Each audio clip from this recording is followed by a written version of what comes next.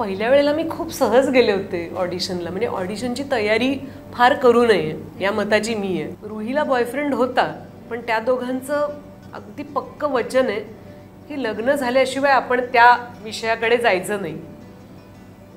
मग ती प्रेग्नंट कशी झाली? ती मुलगी मोठी झाली आहे, ती प्रेमात पडली आहे आणि तिने हातही लावू नये तिच्या बॉयफ्रेंडला. आपल्याकडे एक थोडासा तरी मोकळेपणा येईल याबद्दल बोलण्याचा, निर्भीडपणे विनोद मांडण्याची अहमामिका नव्हती.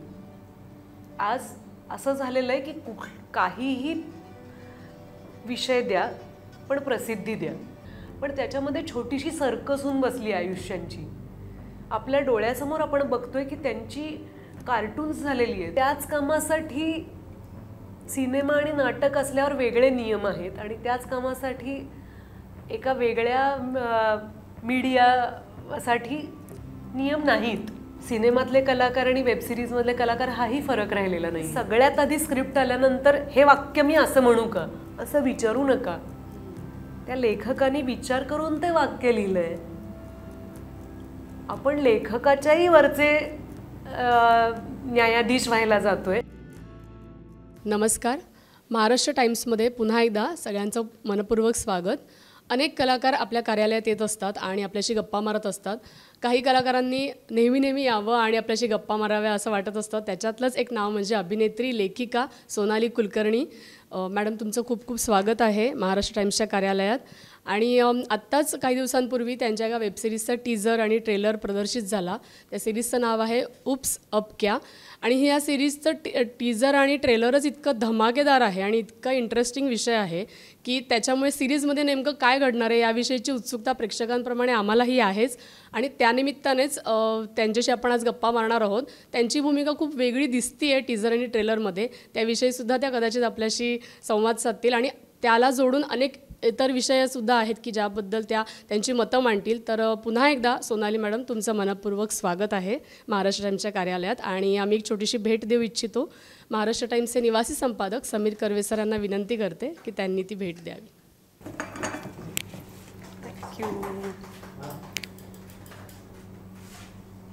थँक्यू. आपण उप्स अब क्या ह्याचे आम्ही टीजर आणि ट्रेलर बघितलेत.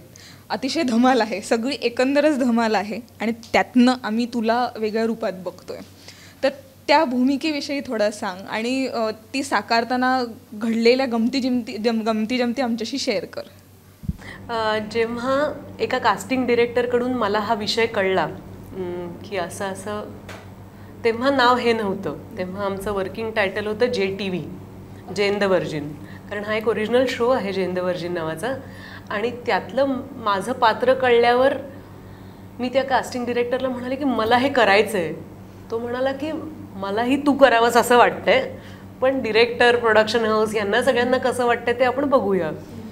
तर तुला आश्चर्य वाटेल पण या रोलसाठी माझं नाव पाखी आहे. पाखीसाठी मी 2दा ऑडिशन दिली आहे. कारण हे गुजराती कुटुंब आहे आणि पाखी फार मजेदार आहे. म्हणजे एरवी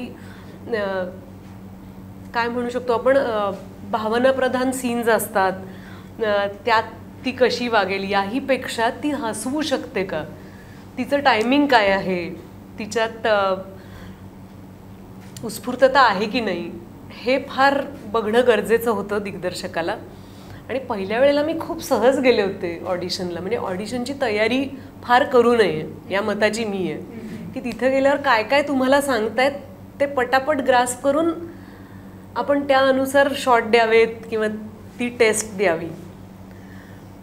पहिल्या वेळेला खूप मजा आली आणि माझ्या असं लक्षात आलं दिग्दर्शकाची बरीच अपेक्षा आहे की मी विचार करून यायला हवं होतं, मी तयारी करणं अपेक्षित होतं त्याला. तर म्हणलं आपलं काही म्हणजे असं फारसं मनासारखं झालं नाही माझ्या. आणि मीही तेवढी खुलले नव्हते, कारण नवीन भेटताना आपण तसं राखूनच बोलतो कुठल्याही माणसाशी. पण काही दिवस काहीच कळलं नाही आणि मग त्यांनी सांगितलं की तू परत भेटायला येशील का. तर परत भेटायला गेल्यावर मी म्हणलं आपण सगळे नाटकातले होत आणि आपल्याला पर्यायी शॉट्स खूप सुचू शकतात. म्हणजे हा सीन मी किती पद्धतीने करू शकते. तर तेव्हा मी जरा बोलले त्यांच्याशी की असं आवडेल का, हे केलं तर चालेल का.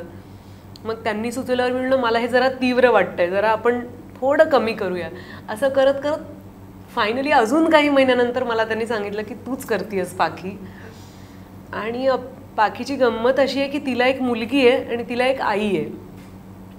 तर ती मधल्या जनरेशनची आहे. तिच्या मुलीचं नाव रुही आणि तिच्या स्वतःच्या आयुष्यात अशा काही घटना घडल्यात ज्यामुळे ती स्वतःच्या आईला आई म्हणत नाही, ती आईला सुभद्रा म्हणून हाक मारते. तर ती एकदाही आईला, म्हणजे त्या गुजराती असल्यामुळे बा मा मम्मी काहीच म्हणत नाही, ती सुभद्राच म्हणते पूर्ण वेळ. आणि तिच्या आईलाही ते माहिती असतं आणि ती म्हणते ही कधी मला आई म्हणणार नाही. आणि मग कथानकाच्या ओघात आपल्याला कळत जातं की काय त्यांचं दोघींचं म्हणणं आहे आणि ही का असं वागते. पाखीला आयुष्यात व्हायचं होतं एक हिरोईन आणि एक कोरिओग्राफर. सरोज खान किंवा गोपीकृष्ण तर खूप लेजंड आधीच्या जनरेशनचे झाले, पण फराह खान असं तिच्या डोळ्यासमोर सगळी स्वप्न असतात की तसं होणार मी. गीता कपूर आणि तो माझा आवडता कोण, लाईट आईज, इंग्लिश नाव आहे त्याचं, टेरेन्स. ते माझी मुलगी कधीच टेरेन्सचं नाव विसरत नाही, कारण मी खूप कमी जणांना फॉलो करते. मी टेरेन्सला फॉलो करते, मला फार आवडते त्याची स्टाईल. तर तसं पाखीला वाटत असतं आपण फेमस वगैरे व्हावं. ती हिरोईनही होत नाही आणि ती कोरिओग्राफरही होत नाही. ती कशात येते तर ती वेडिंग प्लॅनर जे असतात त्यांच्या हाताखाली काम करणारी एक कोरिओग्राफर, संगीतची कोरिओग्राफर होते. आणि त्यातच ती सुखी असते की ठीक आहे, आपल्या कुटुंबाला सपोर्ट करण्यासाठी आपण पैसे मिळवू शकतोय. पण अशा पार्श्वभूमीवर तिला एक दिवशी कळतं की आपली मुलगी प्रेग्नंट आहे. आणि मग काय होतं ते आपल्याला शोमध्ये दिसेल. पण आम्ही सोनाली कुलकर्णी कोरिओग्राफर हे म्हणजे इक्वेशनच कुठल्याच कलाकृतीमध्ये आजवर पाहिलेलं नाही आहे. जेव्हा तुला कळलं की ती पाखी जी आहे ती कोरिओग्राफर होऊ इच्छित आहे असं वगैरे, त्याची पार्श्वभूमी अशी आहे, तेव्हा पहिली रिॲक्शन काय होती? आणि दुसरं त्याला जोडून असा प्रश्न की जसं मी मगाशी पण म्हणाले की वेगळ्या भूमिकेत आणि वेगळ्या रूपात तू दिसते आहेस, तर विनोदी अंग जो असतो कलाकाराचा, तो अनेक कलाकारांना असं वाटत असतं की आपल्यात आहे, पण तो तितका एक्सप्लोर अनेकदा झालेला नसतो. तू पण काही कलाकृतींमध्ये थोडाफार प्रमाणात झाले, पण त्याचं प्रमाण तसं कमी आहे तुलनेने. तर तुला असं वाटतं की तुझी पण ही विनोदाची जी बाजू आहे ती आणखीन एक्सप्लोर व्हायला हवी आहे अजून? या सिरीजच्या निमित्ताने काय सांगशील? माझ्यापेक्षा माझ्या मित्रमंडळींना असं खूप वाटतं, कारण मला तर खूप आवडतं, मला सतत काहीतरी सांगायला आवडतं, मला माझ्या आजूबाजूच्या लोकांनी हसावं असं फार वाटत असतं. त्यामुळे मी काही ना काहीतरी सांगत असते. म्हणजे मी गंभीर चर्चा करताना मला स्वतःला कधी आठवत नाही. भेटलो खूप दिवसांनी की असं वाटतं की सगळ्यांनी आनंदात असावं. तर लकीली मला दिल चाहता है आपण पाहिलाय, व्हाईट लिली आणि नाईट रायडरमध्ये हाऊस डाऊन म्हणतो आपण, असे लाफ्टर्स जेव्हा येतात तेव्हा मला म्हणजे मध्यंतरात किंवा नाटक संपल्यावर नेहमी वाटतं की हे नाटक करत राहायला पाहिजे आणि अशा भूमिका मिळत राहायला पाहिजेत.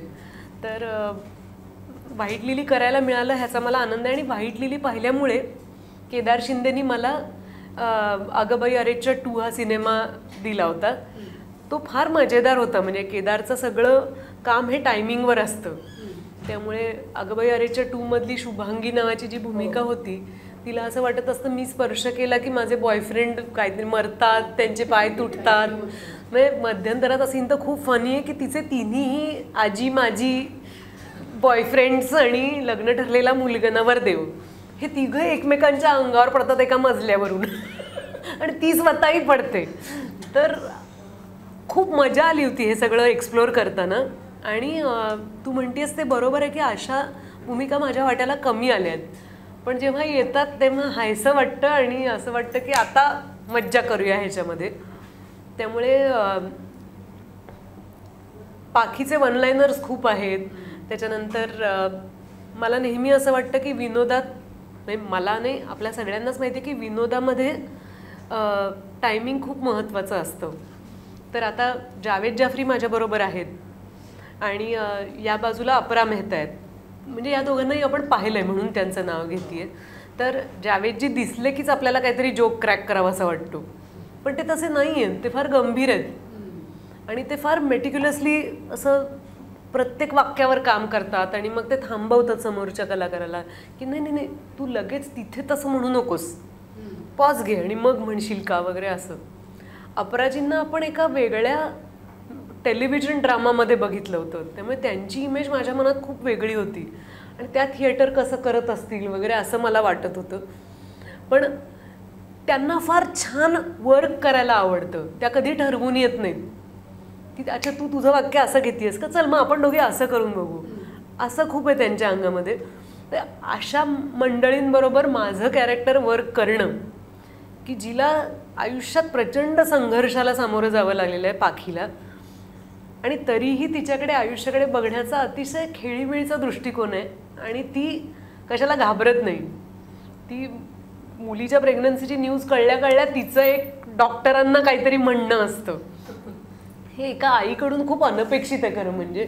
पण ते करताना मला फार छान वाटलं की नाहीतर हीच गोष्ट अशी व्हायोलिन वाजवत आपण अरे रे आणि सगळे रडायला लागले असंही होऊ शकलं असतं, पण तसं काही अश्रू ढळणारी गोष्ट नाही आहे ही. कथेला कॉमेडीचा तडका किंवा ते आवरण दिलेलं असलं तरी मुख्य विषय मध्यवर्ती संकल्पना ही सिरियस बोल्ड विषय आहे. आणि हाच विषय आपल्याला मालिका विश्वात मांडताना मर्यादा आल्या असत्या. आणि आता सध्या एकंदर विनोद किंवा कॉमेडी ह्याच्यावरून जे वातावरण आहे अशा परिस्थितीत हा बोल्ड विषय त्यातनं तो कॉमेडी रूपात मांडताना तुला काही मर्यादा होती, आव्हानं होती? अतिशय महत्त्वाचा प्रश्न आहे आणि याचं संपूर्ण श्रेय आमच्या लेखकांना दिलं पाहिजे, कारण ज्या तरलपणे त्यांनी हा विषय मांडला आहे त्यामध्ये धक्का जो आहे तो आधीच सांगितलेला आहे. आता असं नाही आहे की शो येईल आणि मग पहिल्या एपिसोडमध्ये किंवा तिसऱ्या एपिसोडमध्ये हे कळेल. आमच्या सर्व प्रमोशनमध्ये जो धक्का होता तो सांगितला गेलेला आहे, पण त्या धक्क्याला नेहमी आपण स्पीड ब्रेकरचे किंवा खड्ड्यांचा त्रास होऊ नये म्हणून शॉक अब्सॉर्बर असतात. तर रुही, पाखी, सुभद्रा ही सगळी माणसं शॉक अब्सॉर्बर आहेत या कथानकाची. कारण पहिल्यांदाच आपल्याला कळतं की अरे रुहीला बॉयफ्रेंड होता, पण त्या दोघांचं अगदी पक्क वचन आहे की लग्न झाल्याशिवाय आपण त्या विषयाकडे जायचं नाही.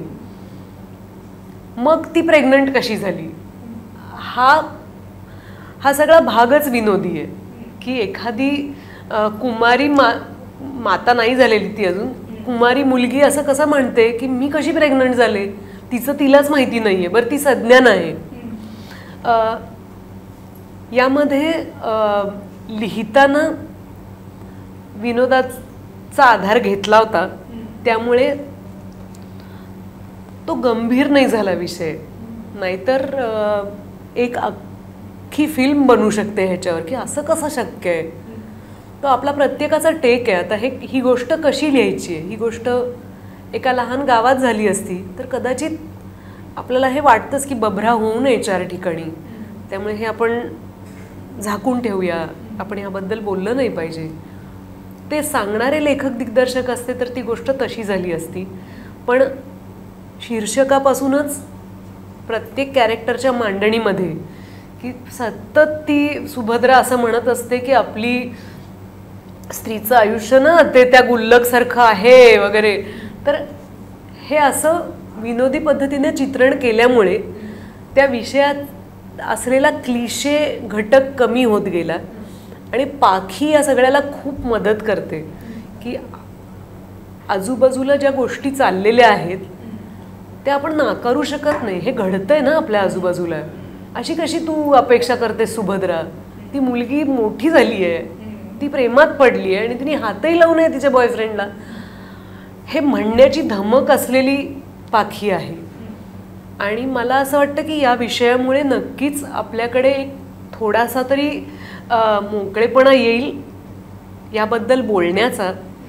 कारण नाहीतर नियमच घातले जातात की हे पहा तुम्ही अमक्या अमक्या वयापर्यंत काही करू नका.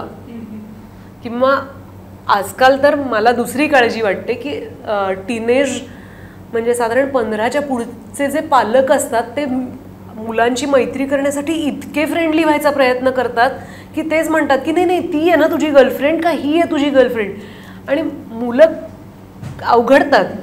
कदाचित त्यांच्या मनात तसं काही नसेलही, पण पालक स्वतःला फार फोर्स करून मुलांवर आग्रहाने मित्र व्हायचा प्रयत्न करतात आणि काही बोलायला लागतात किंवा स्वप्न ठेवतात की पहिली दारू माझ्याच बरोबर प्यायली पाहिजे.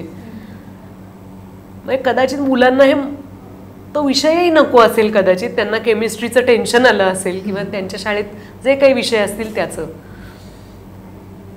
पण उपसबक्या पाहिल्यानंतर कदाचित असं होऊ शकेल की हा जो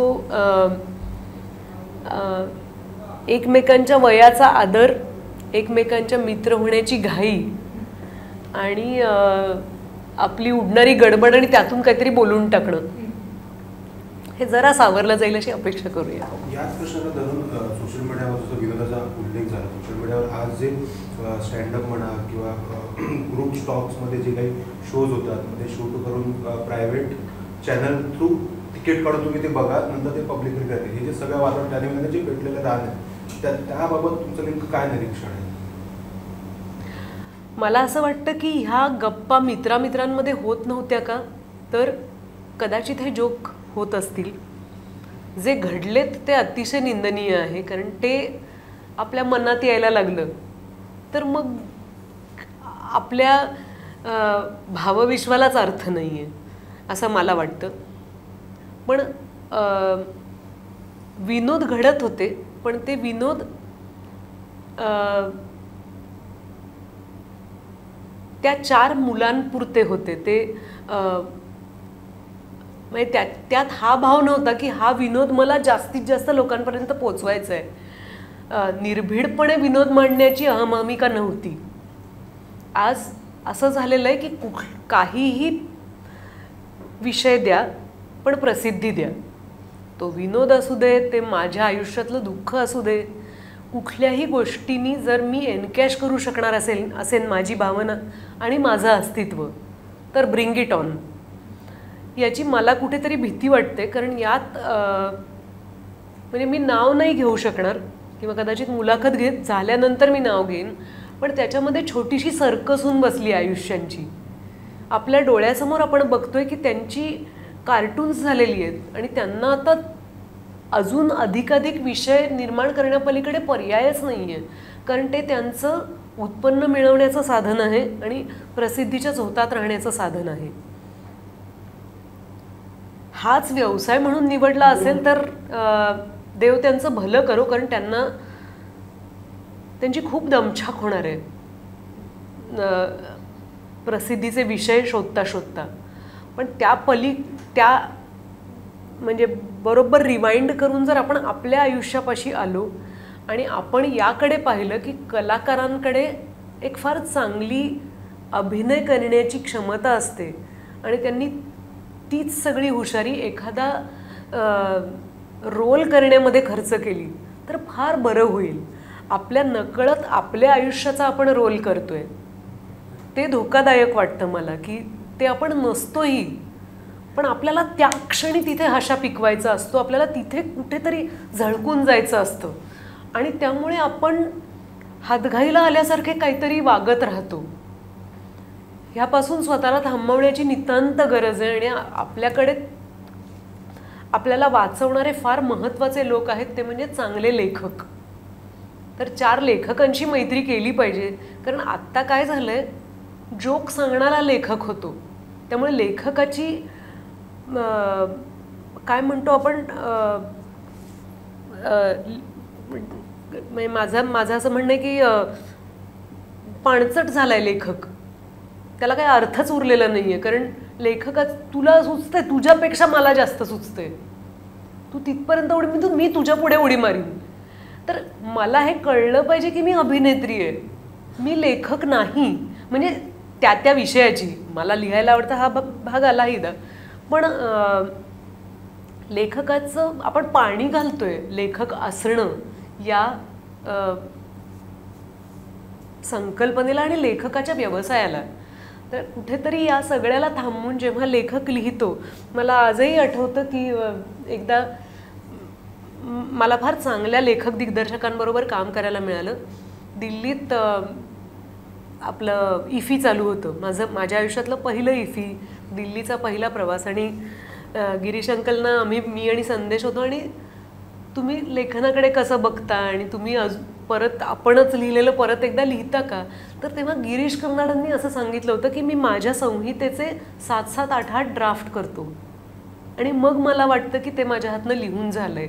हे सांगण्याची धमक लेखक असलेल्या माणसाकडे होती आणि आज आपण एका श्वासात सुचलेलं वाक्य म्हणून टाकतो आणि आपण कॉन्टेंट क्रिएटर होतो आणि आपल्याला असं वाटतं सो व्हॉट. तर सो नथिंग, म्हणजे कुणाचीच काही त्याला कुणाचा आक्षेप नसावा कारण या क्षेत्राला सेन्सॉर नाही आहे. पण हीच ती भूमी आहे जिथे लेखकांनी स्वतःच्या अनुभवांना स्वतःच्या शब्दांना इतकं महत्त्व दिलं आहे, त्याला तपासलं आहे, त्याला इतक्या चाळण्यांमधून काढून मग ती वाक्य बनवलेली आहेत. आपल्याला आपल्या ओळखीचे जे लेखक आहेत, मला तेंडुलकरांची कुठलीच मुलाखत अशी आठवत नाही काय नाही मी उठलो आणि मग मी लिहिलं आणि मग तेच स्क्रिप्ट झालं. त्यांचा केवढा अभ्यास असेल त्या पात्रांचा, त्यांच्या मनात किती ते घोळलं असेल आणि मग ते कागदावर उतरलं आणि मग त्यांनी दिग्दर्शकाशी चर्चा केली, त्यांना कलाकारांनी 2 प्रश्न विचारले. आणि म्हणून आज आपण आपल्या नाटकांमध्ये तेंडुलकरांनी, आळेकरांनी, एलकुंचवारांनी लिहिलेले पॉज आहेत, त्या विरामांना आपण गांभीर्याने घेतो. पण ही जर आपण म्हणजे विचारच नको करायला आणि सुचलेलं बोलत राहू तर मग ते प्रसंग नाट्यदर्शन झालं. आणि प्रसंग नाट्यदर्शनाला दुर्दैवाने माझ्या शाळेत होतंय की विषय आहे नळावरचं भांडण, विषय आहे शाळेला उशीर झाला की मग प्रत्येक शाळा 10-10 मिनिटाचं काहीतरी स्किट तयार करून येणार. मग तेच झालं ना. आणि मग त्याच्या सेन्सॉरला कुठं शोधायचं आणि मग सिनेमांच्या अनेक दृश्यांना आणि गाण्यांना जी कात्री लागते ह्याचं तारतम्यच राहत नाही. ह्याचा आपण फार गांभीर्यानं विचार करणं गरजेचं आहे. या सगळ्या प्रकरणावरून या विश्वातही सेन्सॉर किंवा बंधनं येतील असं तुला वाटतं का? आणि त्याच्याकडे म्हणजे ती यावीत असं तुला वाटतं? मला स्वतःला असं वाटतं की एकच न्याय असावा ना. म्हणजे मला हे कळत नाही की मुंबईत मी राईट हँड ड्रायव्हिंग करणार, मग दिल्लीला गेल्यावर लेफ्ट हँड ड्रायव्हिंग करायचं आणि मग आणि कुठे गेल्यावर टप्पावर बसून ड्रायव्हिंग करायचं. असं कसं चालेल? हा जर एकच देश आहे तर एकसंगती एखाद्या गोष्टीला असावी. मग पळवाटा आपण शोधतच राहणार. तर ही जर आपली इंडस्ट्री आहे याचा अर्थ आपण रेव्हेन्यू जनरेट करतोय, ह्याचा अर्थ या कामामधून काही माणसांना पैसे मिळत आहेत, म्हणजे काम मिळतंय, पैसेपेक्षाही काम मिळतंय. त्याच कामासाठी सिनेमा आणि नाटक असल्यावर वेगळे नियम आहेत आणि त्याच कामासाठी एका वेगळ्या मीडियासाठी नियम नाहीत. हे मला समजत नाही कारण हे अजून माझा तेवढा अभ्यास नाही आहे. पण मला खरंच असं वाटतं की नियम जर आहेत तर ते सर्वांना लागू असावेत. आणि आज आपण असं नाही म्हणत तुम्ही ज्येष्ठ नागरिक आहात ना मग तुम्ही रॉंग साईडनी गाडी चालवली तरी चालेल, असं नाही आहे. ज्येष्ठ नागरिक असले तरी त्यांना वाहतुकीचे नियम पाळावेच लागतात. तसंच जर आपल्या क्षेत्रामध्ये क्रिएटिव्हिटीमध्ये पण समान नियम असतील तर सोपं जाईल. आणि नियमांच्या पलीकडे असते क्रिएटिव्हिटी असं मला वाटतं की आपल्याला जी काहीतरी गोष्ट सांगायची आहे ती सांगताना जर आपल्यावर बंधनं येणार असतील काही लोकांना तर त्यांना अन्यायच वाटत राहील की अरे म्हणजे मग मी सिनेमा करूच नको का? मग बरं आहे ना, काही इथे करत बसू आपण. एडिटिंगची चिंता नाही, भरपूर एपिसोड करता येतात. तर ह्याचा विचार होणं गरजेचं आहे. तू वेबविश्वात आम्हाला अनेक व्यक्तिरेखा साकारताना दिसते आहे, अगदी मराठी हिंदी दोन्हीकडे. तर तुझी वेबविश्वाविषयीची काय निरीक्षणं आहेत आणि या सगळ्यात मराठी वेबविश्व कुठे दिसते? मराठी वेब मालिका मी कमी पाहिल्या आहेत, त्यामुळे त्या बनत राहाव्या असं मला वाटतं. कारण सोनी लिव्हवर आपण थोड्या पाहिलेल्या आहेत किंवा प्लॅनेट मराठीवर पाहिल्या आणि मानवत केल्यामुळे मला मराठी मालिकांविषयी जरा समजलं. पण मानवत करताना मला असं कुठे वाटलं नाही की मी आता मालिकेत काम करते आहे. म्हणजे शूटिंग करताना खरंच असं वाटत नाही की आपण एका मालिकेत काम करतोय. आता मी ट्रायल 2 नावाची एक वेब सिरीज केली, ती येईलच यंदा कधीतरी. त्यात एक माझा ट्रॅक आहे. जेव्हा काजोलबरोबर मी शूट करत होते तेव्हा मला अजिबातच असं वाटलं नाही की आज हे मालिकेचं शूटिंग आहे. आणि नंतर कधीतरी एका सिनेमाचं शूटिंग आहे, सोबिता दुलिफालाबरोबर मी सिनेमाचं शूटिंग केलं. हे काम करताना कळत नाही, कारण आपण त्याच तन्मयतेने काम करत असतो. ते रिलीज झाल्यानंतर प्रेक्षक ज्या पद्धतीने बघतात तेव्हा आपल्याला कळतं की अच्छा ती वेबसिरीज आहे. किंवा आत्ता कुठली ती पार्ट 2 आला, पाताल लोकचा पार्ट 2 बघताना आपल्याला लक्षात येतं की अच्छा हे अजून बरेच एपिसोड आहेत, आजच्याच बघून पूर्ण होणार नाही. तेव्हा आपल्याला कळतं की हे माध्यम वेगळं आहे आणि आपण थिएटरमध्ये जाऊन त्याचा आस्वाद घेऊ शकत नाही. फार तर फार लॅपटॉपवर बघू शकतो, आयपॅडवर बघू शकतो, नाहीतर बहुतेक जण मोबाईलवरच बघतात. तर तो प्रामुख्यानं मला फरक जाणवतो की कुठं तुम्ही बघता या गोष्टी. कारण काम करताना कलाकार म्हणून अजिबात वाटत नाही की आपण काहीतरी वेगळं करतोय किंवा तीच भूमिका करावी लागते, जास्त दिवस चालेल असं काहीच वाटत नाही. कारण आपल्याकडे सुदैवाने अतिशय चांगलं व्यवस्थापन आलं आहे. जे क्रिएटिव्ह प्रोड्युसर्स असतात ते ज्या पद्धतीनं बजेट्स आखतात, वेळ आखतात, त्यात आणि सिनेमात काहीच फरक नाही आहे. पण प्रेक्षकांच्यासाठी तो बदल आहे. आणि आता तर सिनेमातले कलाकार आणि वेबसिरीजमधले कलाकार हाही फरक राहिलेला नाही आहे. त्यामुळे एखादा सिनेमातला कलाकार जेव्हा वेबसिरीजमध्ये येतो तेव्हा प्रेक्षकांसाठी पर्वणी असते की 3 सिनेमे त्या कलाकाराचे एकत्र बघायला मिळणार आहेत, कारण 8-8, 9-9 एपिसोड असतात. तू आता जसं हे म्हणाली तसं की हिंदी वेबसिरीजमध्ये दिसतेच आहेस, मराठीमध्ये दिसते, हिंदी सिनेमांमध्ये तर तू आहेसच. म्हणजे पण मराठी भाषेविषयी तू बऱ्याचदा आग्रही असतेस. म्हणजे कपिल शर्माच्या शोमध्ये तू जेव्हा त्याला थेट म्हणालीस अगदी एपिसोडमध्ये की तू मुंबईत राहतोस आणि तुला अजून मराठी येत नाही, आणि ती जी छोटीशी क्लिप आहे ती खूप व्हायरल झाली होती. आणि आता काही दिवसातच मराठी राजभाषा दिन येतो. तर हा जो मराठीचा आग्रह असतो तर तो आम्हाला तुझ्या बोलण्यातनं तर दिसतोच आणि तो आता त्या क्लिपमधनं तर दिसलाच आहे. पण असा आग्रह आणखीन हिंदी कलाकृतीत काम करतानाचा तुझा किती असतो मराठी भाषेविषयीचा आग्रह ओव्हरऑल कुठेही? मला स्वतःला असं वाटतं की तो म्हणजे ती सहज गोष्ट आहे माझ्यासाठी. आग्रह धरला की त्याच्या मागे अट्टाहास आला की मला मराठीतच बोलायचं आहे बरं का, तर माझा तो भावच नाही आहे. माझं असं म्हणणं आहे ती माझी मातृभाषा आहे, त्यामुळे माझ्या श्वासागणिक माझ्यात मराठी असणारच. मला कौतुक ह्याचं वाटतं म्हणजे जेव्हा आपण आग्रही असतो किंवा आपण जागरूक असतो आपापल्या मातृभाषेबद्दल, तेव्हा माणसं तुमचा वेगळ्या प्रकारे आदर करतात. का तर कपिल शर्माच्या शोमधली माझी क्लिप अनेक जणांनी पाहिली, पण त्या शोचा निर्माता दिग्दर्शक कपिल शर्माच आहे. त्याला सहज शक्य होतं तो भाग कापून टाकणं. काय फार तर फार पुढच्या जोकपासून जोडून घेता आलं असतं. एडिटर तर त्याचेच आहेत. त्यांनी तसं नाही केलं, त्यांनी ते ठेवलं. ही धमक आहे त्याच्यामध्ये. मला असं वाटतं याच्यासाठी त्याचंही कौतुक झालं पाहिजे. म्हणजे मला जेव्हा केव्हा कॉम्प्लिमेंट मिळते तेव्हा मी हे थोडंसं सांगायचा प्रयत्न करते की अरे पण त्यांनी ते ठेवलं ना. तर मी जर म्हणलेच नसते तर ठेवायचा प्रश्नच आला नसता. पण जेव्हा आपली इच्छा आहे तेव्हा आपल्याला सहकार्य करणारी अनेक माणसं आजूबाजूला असतात, हे आपल्याला लक्षातच येत नाही. म्हणजे मी खरंच नावं घेऊ शकणार नाही, पण जेव्हा नवे आले होते हिंदी पुरस्कार की ह्या देशात जायचं त्या देशात जायचं, नॉमिनेशन मिळालं आहे, तेव्हा आपले मराठी कलाकार आपण जेव्हा म्हणतो अरे असं म्हटलं हाऊ यू, तर आपल्याला असं वाटतं की इंग्लिशमध्ये बोलल्यावर आपण ग्लॅमरस होणार आहोत का? आपलं कामच आपल्याला टिकवून ठेवणार आहे. तर मला तर संकोच वाटत नाही मराठीत बोलायचा.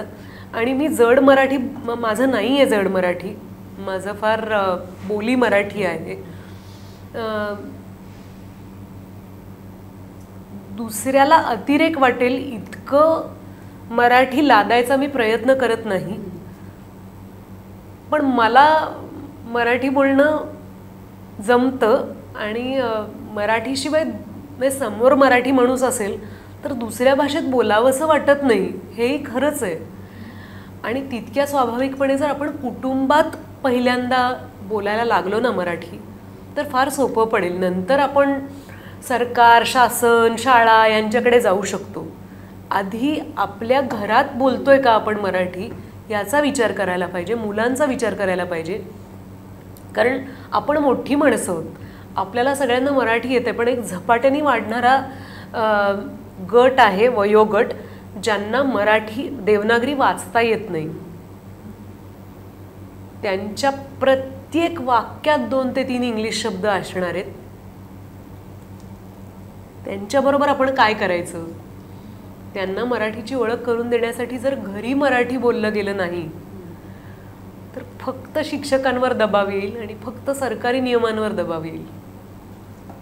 कारण अनेकदा असं होतं की कलाकारांच्या बाबतीत, विशेषतः आता जे नवीन येत आहेत, तर त्यांना मराठी भाषेतले संवाद आहेत पण ते रोमनमध्ये लिहून पाहिजे असतात. हे तुम्ही बघितलं असेल, अनुभवलं असेल.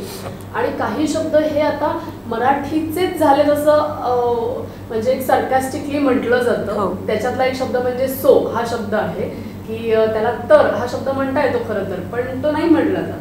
तर ह्या जी नवीन पिढी येते कलाकार म्हणून मराठी मनोरंजन क्षेत्रात, तर त्यांना तुला स्पेसिफिकली काय सांगावंसं वाटेल की काय तुम्ही कराल? कारण तुम्ही मराठी भाषा म्हणजे मराठी भाषेशी संबंधित तुम्ही क्षेत्रात आहात, तर अशा कलाकारांना तुला काय सांगायचं आहे? मला असं वाटतं सांगण्या इतपत विचार किंवा सांगण्या इतकं धाडस नाही आहे मला, हे मी मान्य करते. आधी मला असं वाटतं आपण जिथं आहोत ना, ज्या नाटकाच्या तालमीसाठी, प्रयोगासाठी किंवा शूटिंगसाठी आपण जमलो आहे तिथे आपण मनाने असायला पाहिजे. आज मला अनेकदा असं जाणवतं की आपण शॉट नसला की गप्पा मारायला जमतो, तेव्हा किती कमी वेळेला आपल्या सीनची चर्चा होते. मी असं म्हणतच नाही की आता कागद पेन घेऊन बसूया आणि आपल्या कॅरेक्टरबद्दल नोट्स काढूया, असं नाही आहे. पण किमान एकदा दोनदा तरी तो विषय यायला पाहिजे ना की हा शॉट कसा झाला, किंवा अरे आपलं ते ठरलेलं राहिलंच, हे आपण किती वेळेला म्हणतोय. शॉट संपल्या संपल्या हातात मोबाईल आणि पटापट आपण स्क्रोलिंग सुरू करतो. किंवा आपल्याबरोबर काही ज्येष्ठ कलाकार असतात, ज्येष्ठ सोडा, आपल्याबरोबर कलाकार असतात, त्यांच्याशी आपल्याला वेळच नाही आहे, बोलायला वेळ नाही आहे, त्यांच्याशी बॉन्डिंग करणं वगैरे हे फार दूरच्या गोष्टी झाल्या. माझी वाक्य पाठ आहेत, मी कपडे घातलेले आहेत, आता मी तयार आहे शॉटला. मला असं वाटतं मग ना, म्हणजे आता खाण्याची उपमा एकदम माझ्या मनात आली, तशी नको द्यायला, पण आपण ती नंतर नाही कुणी खाणार आहे भजी, तळल्या तळल्या तुम्हाला खाल्लं तर अर्थ आहे, नाही तर इतकं घाणेरडा तेलकट दिसेल तुमचा कागद आणि कुणी हात नको गं बाई ती गार झालेली भजी मला, असं असं होऊन बसेल आपलं. पण ते भिववणार आहे आणि हे फक्त तरुण मुलं करतात असं नाही आहे. आपण हिंदी सेटवर असलो तर आपला आपला संकोच असतो, कॉम्प्लेक्स असतात. तर आता कुठे मैत्री करत बसायची, ते कुठेतरी जेवायला चाललेत वाटतं, या भावनेने आपण गप्पा आपल्या आपल्या मोबाईलवर बसतो. तर मला असं वाटतं की त्यात कुठलाच आज्ञाधारकपणा नाही आहे. आणि आपण याच्या पलीकडे ते यंत्र डेफिनेटली मेलला उत्तर दिली पाहिजेत, सोशल मीडिया बघा, मेसेजेस येत असतील त्याला उत्तरं दिली पाहिजेत. पण त्याच्या पलीकडे आपण ज्यासाठी जो प्रयोग करतोय, ज्या सिरियलचं शूटिंग आहे, सिनेमा, वेब सिरीज, त्या सेटवर आपण असलो तरच आपल्या कामात काहीतरी वेगळेपणा येऊ शकेल. नाहीतर आपण 2 कामं करू आणि तिसऱ्या कामाच्या वेळेला कोणीतरी म्हणलं नाही नाही ते तसंच करत राहतात. ते त्यात आपल्याला जर काहीतरी फ्रेशनेस किंवा कधी कधी असं आपण काही कलाकारांच्या बाबतीत म्हणतो ना की ती प्रत्येक रोलमध्ये तसं वाटते ना ती, हे कौतुक जर आपल्याला हवं असेल तर आपण ह्या रोलमध्ये मी चष्मा घालणार याच्या पलीकडे येऊ. कारण चष्मा घातला पण काही वाक्य वेगळी म्हणली का, काही दिग्दर्शकाला 1-2 गोष्टी प्रश्न तरी पडले का, नाहीच पडत प्रश्न. ओके असे ओरडत काम करायला लागलेले असतात. तर मला असं वाटतं की अनेक दिग्दर्शक असा आग्रह धरतात की सिनेमा सुरू करायच्या पूर्वी आपण 2 दिवस रीडिंग करूया, छोटंसं वर्कशॉप करूया. त्याला यायलाही वेळ नसतो अनेकांना. तर तो वेळ काढायला पाहिजे. आणि गोविंद निलानी म्हणाले तसं की सगळ्यात आधी स्क्रिप्ट आल्यानंतर हे वाक्य मी असं म्हणू का असं विचारू नका. त्या लेखकाने विचार करून ते वाक्य लिहिलंय. आपण लेखकाच्याही वरचे न्यायाधीश व्हायला जातोय, त्याचं जरा भान ठेवून आपण त्याचा विचार करायला पाहिजे. पण हे सगळं जे आहे ना, तर ते एका त्या कलाकृती ती चांगली घडावी यासाठी ते बॉन्डिंग आणि तुम्ही त्या व्यक्तिरेखेमध्ये तुम्ही गुंतावं आणि म्हणजे ती जवळ करावी यासाठी सगळं हे केलं तर चांगलं असं एक अनुषंगाने मला एक साधारण सूर दिसतोय. पण तू स्वतः तुझ्या त्या भूमिकांमध्ये किती गुंतून राहतेस? म्हणजे मला विचारायचं आहे अटॅच्ड आणि डिटॅच्ड ह्या गोष्टी. की कलाकार एखादा असतो ना की त्याला त्या व्यक्तिरेखेत तो पूर्णपणे गेलेला असतो त्या व्यक्तिरेखेमध्ये आणि त्यातनं बाहेर पडता येत नाही अनेक कलाकारांना. तुझं कसं आहे? तू लगेच ती कलाकृती झाल्या बाहेर पडतेस की तुला बराच वेळ लागतो? आणि कलाकार म्हणून काय बरोबर आहे किंवा काय चूक आहे म्हणजे त्या प्रोसेससाठी मी म्हणते. ह्याच्यावर इतक्या गप्पा होऊ शकतात आपल्या. मला असं फार मस्त वाटलं. मला स्वतःला असं वाटतं की याच्या आधीचं जे मी उत्तर दिलं ते मी भूमिकेत जाण्याच्या दृष्टीने म्हणाले नाही. ते मी आपली एक जबाबदारी असते काम नीट करण्याची की तुम्ही कोण आहात या सिनेमामध्ये. तुम्ही भाजीवाला आहात का? तर तुम्ही कशासाठी एवढा परीटगडीचा टॉवेल घेऊन आलाय? बरं त्या कॉस्ट्युमवाल्यांनी दिला तर तुम्ही म्हणू शकत नाही का की हा नाही घेतला तर चालेल का? उन्होंने दिया तो मैंने पहना. हे उत्तर देऊ नये या दृष्टिकोनातनं मी म्हणाले. पण एखादा रोल आपल्याबरोबर किती वेळ राहतो हा अतिशय वेगळा प्रश्न आहे. त्यातही शूटिंग ही गोष्ट खूप टेक्निकल आहे. म्हणजे कलाकाराची फार मजेदार कसरत चालू असते की भावनांशीच खेळायचं आहे पण शॉर्ट कट होतो तेव्हा ती भावना थांबायची आहे. आपल्याला असं नाही ऐकू येत की शॉर्ट कट झाला तरी कुणीतरी गाणं म्हणतच बसलं, रडतच बसलं किंवा धावतच सुटलंय कोणीतरी. आपल्याला ते भान असतं की हा माझा क्लोजअप आहे आणि हे वाक्य झाल्यानंतर शॉर्ट कट होणार आहे. तर आपण हळूहळू जेव्हा आपला अनुभव वाढत जातो तेव्हा आपल्याला कळतं की हा शॉर्ट कट झाला तरी मी त्या भावनेची सुसंगती मनात ठेवायची आणि मी पुढची वाक्य पूर्ण करायची जेव्हा मास्टर शॉट लागेल किंवा जेव्हा क्लोजअप लागेल. मला नेहमी असं वाटतं की शूटिंग संपतं, डबिंग संपतं, डबिंगच्या नंतर ती पात्र आपल्यात उतरतात आणि आपण जेव्हा बघतो ती कलाकृती पडद्यावरती तेव्हा त्याचा शिक्का बसतो आपल्यावर.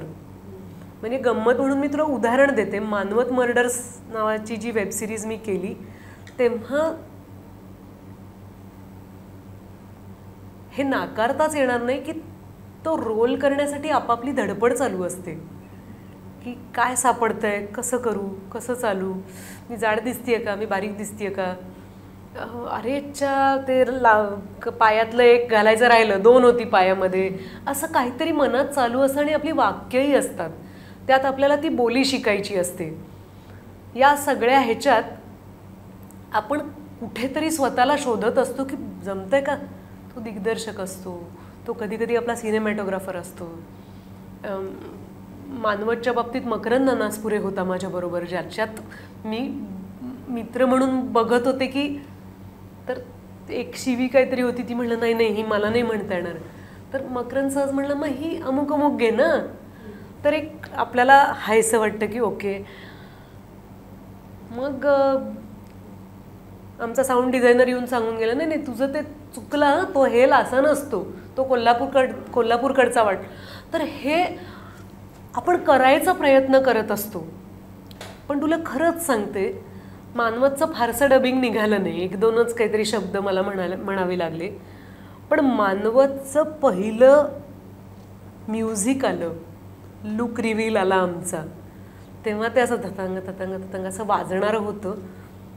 ते जे भिनलंय माझ्यात, आणि त्याच्यानंतर ती रुक्मिणी कळत गेली. त्यामुळे मला स्वतःला असं वाटतं की ते डिटॅच होणं खूप सोपं आहे. कारण तुम्ही त्या कॅरेक्टरकडे, म्हणजे मी रुक्मिणी म्हणून बघू शकते, ते मी कशी रुक्मिणी केली असं नाही बघितलं जात. आणि मग ते सोपंही पडतं. मग त्या पात्रांच्या आठवणी येतात, ते पडसाद कधी कधी आपल्या वेगळ्या प्रकारे उमटत जातात, कुठे मुलाखतीत, कुठे कवितेमध्ये.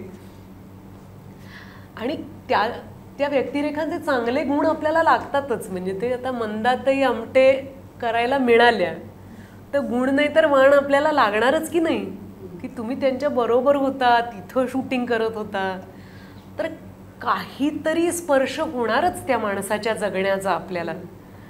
तसा प्रत्येक भूमिकेचा जर आपण करून घ्यायचा अशी संवेदनशीलता ठेवली तर आयुष्य उजळून निघतं. म्हणजे मगाशी तू तुम्हाला कोणत्या अभिनेत्याचं आणि अभिनेत्याचं काम सध्या बघायला आवडतं, त्याचं काम आवडलं, हिंदी आणि मराठी दोन्ही? क्षितिज दाते मराठीमध्ये, कारण त्याचं वेगवेगळं काम मी यंदा पाहिलं. मला आता त्याला नाटकात बघायची उत्सुकता आहे. तो तरुण आहे, त्याचं काम मला खूप आवडतं. कारण नाटक सुरू आहे त्याचं नाटक सुरू आहे, मी वर्सेस मी ना, ते माझं राहिलं आहे पाहायचं, त्यामुळे मला बघायचं आहे त्याचं नाटक. पण मी पहिले 5 प्रयोग गाठणाऱ्यातली नाही आहे. मला त्यांना कलाकार मुरले की मग बघायला आवडतं. तर क्षितिज मला खूप आवडतो मराठीमध्ये.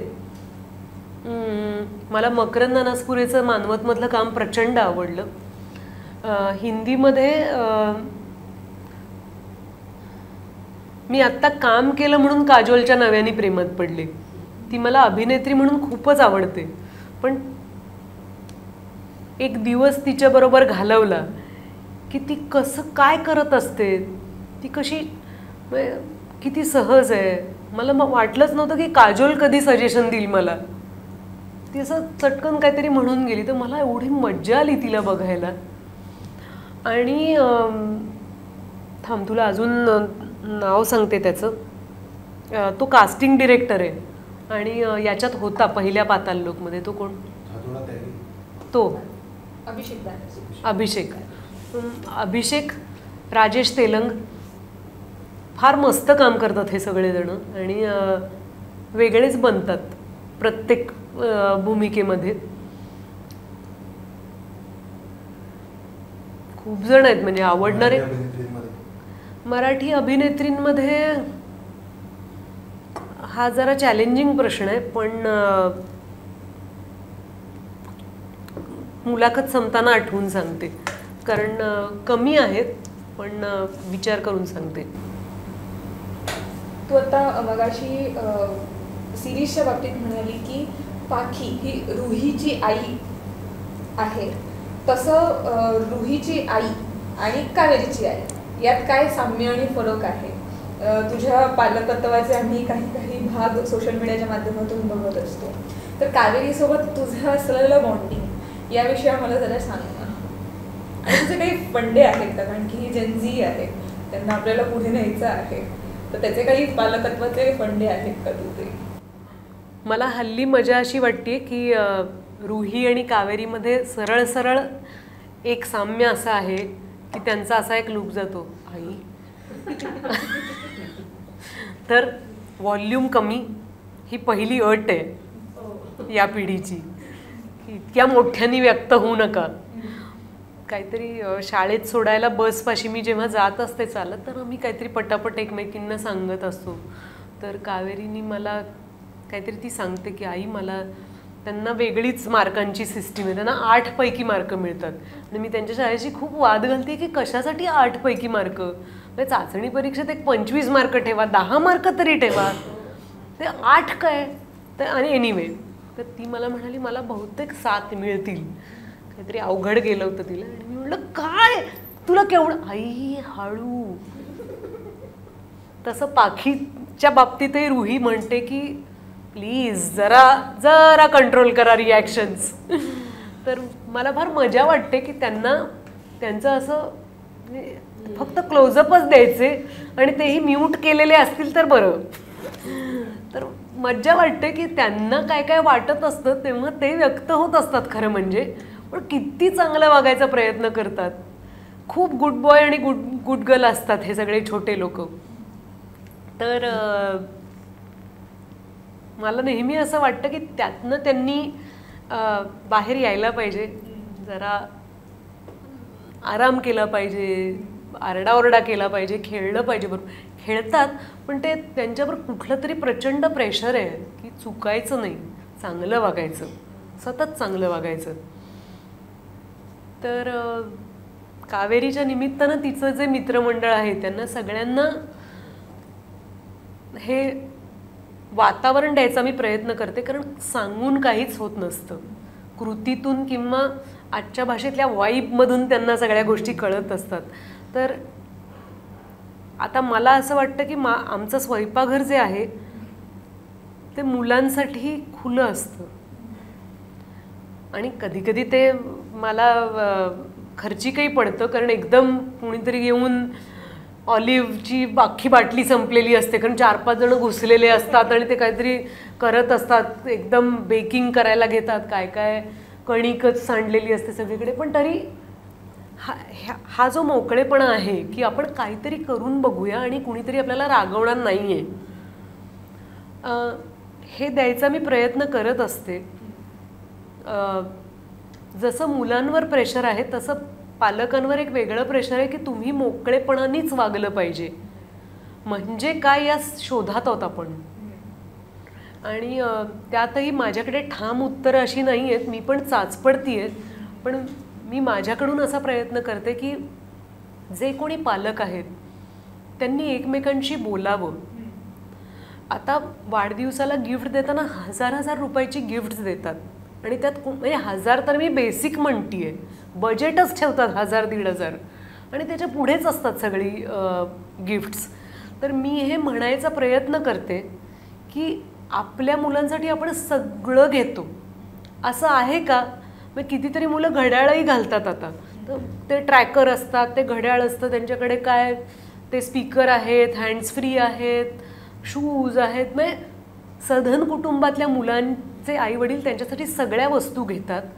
तर मग आपण गिफ्ट म्हणून एकमेकांकडे काय कचरा देतो आणि मग तेच आपण फिरवत बसायचं. कारण एक छोटंसं आपल्याकडे असतं इथे की वाया नको जायला. मग सगळं उठून काय आपण परदेशी कसं ते गराज सेल करतात किंवा सगळं कचराकुंडीपाशी नेऊन ठेवतात, सोफे असोत, स्पीकर असोत, TV, गाडी, काही कचरा बिनपाशी नेऊन ठेवतात. तसं आपण करत नाही. तर मग ते आपण फिरवत राहतो आणि सगळंच आपण कुणाच्या तरी मुलांना गिफ्ट देत नाही. तर मग हे घ्यायची गरज आहे का, ह्या गप्पा मारायचा मी प्रयत्न करते. त्या कधी कधी सक्सेसफुल होतात, कारण त्यातनं 2 आया तरी अशा भेटतात की हो ग, नाही दिलं तर चालेल का.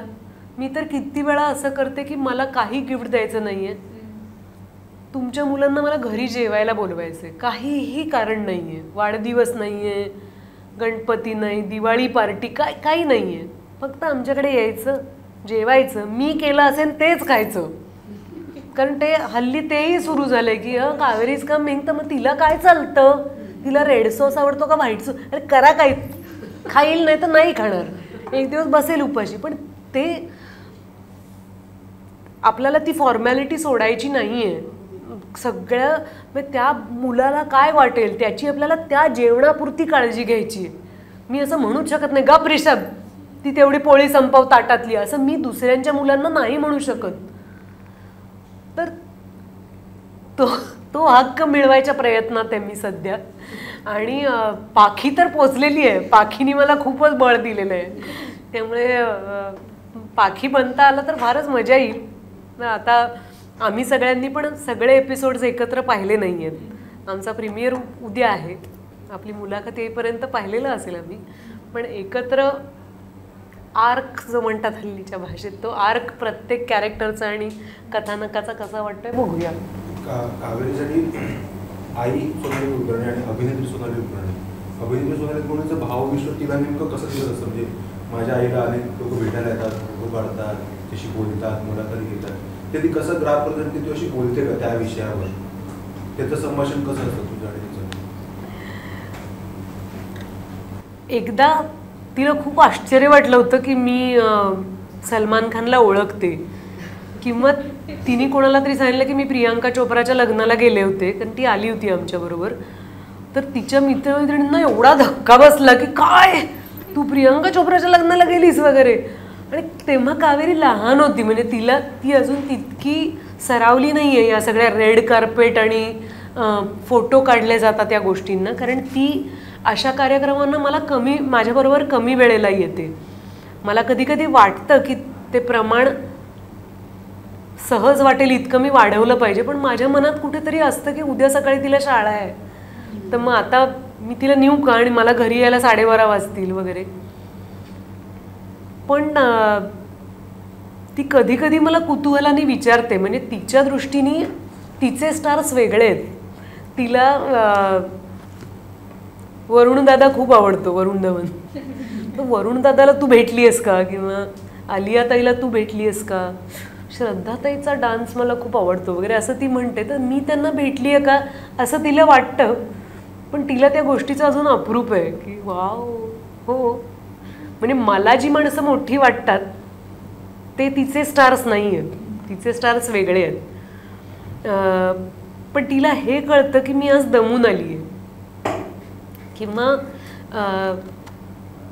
मी या गोष्टींचा बाऊ करत नाही, पण एखाद्या सीनची तुम्हाला तयारी करावी लागते, तेव्हा संवाद पाठ करावे लागतात. तर तिला ते कळतं की हे आईचं काम चालू आहे. म्हणजे तिला असं नाही की रोज आई मज्जाच करायला जाते, आता जाऊन तिचे फोटो काढतात. आणि तिच्या दृष्टीने प्राचीताई जी माझी स्टायलिस्ट आहे, प्राचीताईला खूप कामं असतं, कारण आम्हाला सतत कपडे ट्राय करावे लागतात. त्यामुळे तिच्या मनात माझं काम बरोबर मेहनत हे आहे तिच्या मनात. अजून तिला त्यातला क्रिएटिव्ह आनंद काय असतो ह्याचा अंदाज आलेला नाही आहे, पण हौस आहे कळून घ्यायची. त्यामुळे मी जर सांगितलं तर तिला फार मजा वाटते ते ऐकायला किंवा समजून घ्यायला. पण आत्ता तरी तिच्या दृष्टीने आई कामासाठी जाते, बरंच काम करून दमून घरी येते, असं साधारण इक्वेशन आहे. सध्या सॅड सकाराम हे नाटक छान सुरू आहे काही रंगभूमीवर, आणि एक विशिष्ट टप्प्यावर तू त्याला बॅक झालीस. ते नाटक अधिकाधिक प्रेक्षकांना पोहोचवण्यासाठी तू आग्रह त्यांच्याकडे धरला आणि त्यांनी त्याचं कौतुक केलं आणि खुलेपणाने सांगितलं की अशा प्रकारे कलाकार आहेत आज जे स्वतःहून पुढे येऊन आम्हाला अधिक पुढे येण्याचं प्रोत्साहन देतात. ती भूमिका तुझी ती सगळं नाटक पोहोचवण्याची, आणि तू पुन्हा रंगभूमीवर कधी दिसणार किंवा काही विशेष वाचन चालू आहे का, बोलणी चालू आहेत का, रिडिंग चालू आहेत का, त्याविषयी.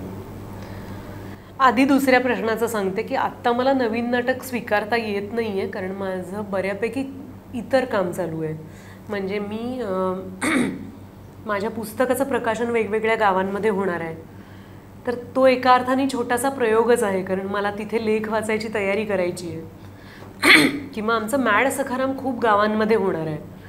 त्याचबरोबरीने राजहंसच्या दिग माजगावकरांचं एक पुस्तक आहे सप्रेम नमस्कार नावाचं, त्यातले अनेक लेख मी वाचते कुणाल रेगेच्या बरोबर. तर आमचे तेही प्रयोग ठरलेले असतात, त्यामुळे ते नाटक असं नाही आहे पण अभिवाचन आहे. त्यामुळे ते अभिवाचनाचेही प्रयोग आहेत, आणि उत्कृष्ट मराठीत लिहिली गेलेली पत्रं आहेत ती वाचताना मनाला आनंद होतो. म्हणजे आत्तापर्यंत तालमींच्या निमित्तानं, दिगमांशी चर्चा करण्याच्या निमित्तानं आणि प्रयोगासाठी आम्ही वेगवेगळी पत्रं घेतली होती, तर त्यातली क्रियापदं वाचताना सुद्धा मनाला आनंद होतो. किंवा माझं एक्सप्रेशन वेगळं आहे, मला प्रचंड आनंद झाला असं मी म्हणू शकते. माजगावकर तसं नाही म्हणत, ते असं म्हणतात मनाला फार बरं वाटलं. तर ही मॅच्युरिटी समजून घेताना खूप मजा येते आणि त्याच्यातही बराच वेळ द्यावा लागतो. असं गेलो आणि एक नजर टाकून वाचायला लागलो असं करता येत नाही. त्यामुळे नवीन नाटक घेता येत नाही आहे. पण मी नवीन नाटकं आणि सिनेमे बघण्यासाठी खूप वेळ काढते. मला माझ्यासाठी खूप महत्त्वाचं वाटतं ते नाटकं बघणं आणि थिएटरमध्ये जाऊन सिनेमा बघणं. यापूर्वी मी व्हाईट लिली अपघातानं प्रोड्यूस केलं. त्यानंतर करुणोपनिषदे हा बाबा आमटेंच्या कवितांवर साहित्यावर आधारित कार्यक्रम मी प्रोड्यूस केला. त्यापूर्वी आणि त्याच्यानंतरही मी ज्यात काम केलं त्या प्रत्येक नाटकात माझी इन्व्हेस्टमेंट होती. कारण मला नेपथ्य आणि कपडेपट या दोन्हीमध्ये प्रचंड रस आहे आणि मेकअपमध्ये पण. त्यामुळे मी फार बेहिशोबी वागलेली आहे आणि मला खूप वर्ष हे लक्षात नव्हतं आलं की ह्याचं क्रेडिटही आपण घ्यायला पाहिजे. म्हणजे मी दणकून खरेदीला गेले, सगळ्या 4-5 जणांना घेऊन गेलो आणि आम्ही शॉपिंग करून आलो की आणि कॉस्ट्युम्स रेडी आहेत किंवा नाही नाही ते लोड मी घेऊन येते, त्या खुर्च्या मी आणते, असा अमर्याद उत्साह माझ्याकडे होता आणि अजूनही आहे. तेव्हा कधी नाव लावायचा विचार नव्हता आला. व्हाईट लिलीच्या वेळेला आला कारण ती त्या प्रोजेक्टची गरज होती आणि मी रसिकाला दिलेलं वचन होतंच. मॅड सखारामच्या वेळेला असं झालं की मी बघायला गेले नाटक आणि मला खूप आवडलं नाटक. 1 तासाचा नाट्यप्रयोग आहे तो आणि मला असं वाटलं मंगेश सातपुतेंनी कुठून शोधून काढलं, हे आधी कसं बघितलं नाही मी. आणि मी कधीही नाटकासाठी फ्री पास घेत नाही. एकदाच घेतला होता प्रशांत दामलेकडून. त्याला झाली एक 2025ला होत ना आपण, 25पेक्षाही जास्त वर्ष झाली. खरंच 28 वर्ष तरी झाली असतील. दीनानाथला प्रयोग होता प्रशांतचा. मी मुंबईत एका भाड्याच्या घरात राहत होते. आईबाबांना घेऊन गेले होते तर मी 3 पास मागितले होते दीनानाथला आणि मला इतकी लाज वाटली की मी असं काय फुकट तिकीटं मागितली आहेत म्हणून मी त्याला खूप महाग 500 रुपयाचा वगैरे बुके घेऊन गेले होते. आणि त्या दिवशी जेव्हा बुके दिला तेव्हा मी ठरवलं होतं की हे असं नाही मागायचं कोणाकडे की मला फुकटची तिकीटं देता का, माझी काय योग्यता आहे. त्यामुळे मी मॅड सखारामचं तिकीट काढलं होतं. पण प्रयोग पाहिल्यावर मला असं वाटलं ह्या नाटकाने मला जो आनंद दिलाय तो 200-300 रुपयाचा नव्हता. आणि म्हणून मी त्या दिवशी मंगेशला मला जी रक्कम योग्य वाटली ती रक्कम त्याला ट्रान्सफर केली तिकिटाची म्हणून. आणि तो म्हणाला की याच्या पलीकडे अशी खूप तिकीटं मग मी तुला विकीन कारण गरजच आहे मला. तर मी आनंदाने तयार झाले कारण तोपर्यंत नाटकाचं काय स्ट्रक्चर आहे हे मला माहीत नव्हतं. इतक्या धडपडून त्यांनी ते नाटक बसवलं होतं. आणि मला असं वाटतं घोळीव इतिहास हे सुद्धा नाटक आहे. त्याला मी काही प्रोड्युसर म्हणून नाव लागलेलं नाही आहे पण मी प्रयत्न असा करते की मॅड सखाराम आणि घोळीव इतिहास ह्याचे एकत्र प्रयोग व्हावेत.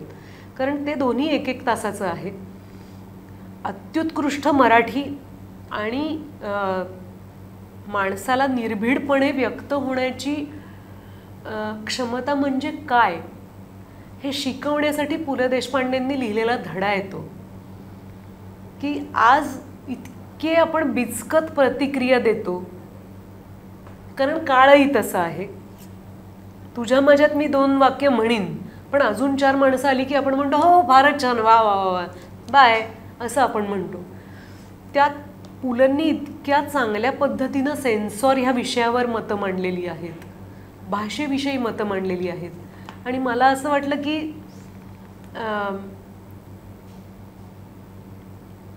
माझं भाग्य आहे की मी त्या नाटकाची एक निर्माती आहे. हे नाटक कुणाकडेही गेलं असतं, प्रत्येक प्रेक्षक जो तिकीट काढून येतो तो या नाटकाचा निर्माता आहे. कारण मॅड सखाराम होत राहणं ही आपली गरज होणार आहे. ज्या प्रकारची आपण अगदी गप्पा मारण्याच्या सुरुवातीला जे बोललो विनोदाबद्दल किंवा सेन्सॉर नसलेल्या माध्यमांबद्दल त्याच्यावर सुद्धा पुलंनी वक्तव्य केलेलं आहे. आणि त्यामुळे ते नाटक ही काळाची गरज आहे. ते पोचवण्याचा मी प्रयत्न करत राहणारच. आणि अप्रतिम कलाकार आहेत, म्हणजे बघायलाच पाहिजे ते नाटक, इतकं छान आहे.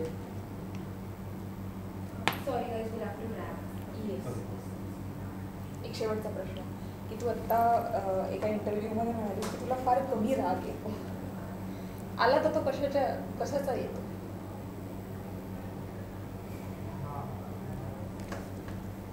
माणसं वेळेवर येत नाहीत ह्याचा राग येतो, खूप राग येतो त्याचा. त्याच्यानंतर सांगितलेली गोष्ट नीट केली नाही तर त्याचाही राग येतो. गंमत म्हणजे मला सहकलाकारांचा राग कधी येत नाही, कारण मला असं वाटतं की मला हा शॉट ज्या प्रकारे द्यावासा वाटतो तसा दुसऱ्या माणसाला वेगळ्या पद्धतीने द्यावासा वाटेल. त्यामुळे तसा कधी राग येत नाही, पण वेळेबाबतीत बऱ्यापैकी राग येतो. आणि मग काही खोटं बोलण्याचा वगैरे आपल्याला राग येत नाही, कारण आता आपण मोठे झालो आहे, त्यामुळे जो बोलतो तोच असतो वगैरे असं असं म्हणून सोडून द्यायचं. Thank you so much. उद्या रिलीज होणाऱ्या तुझ्या सिरीजला खूप खूप शुभेच्छा, आणि तुझ्याकडून असेच प्रोजेक्ट, असेच वेगवेगळ्या प्रकारच्या व्यक्तिरेखा बघायला आवडतील. त्यासाठी शुभेच्छा. थँक्यू.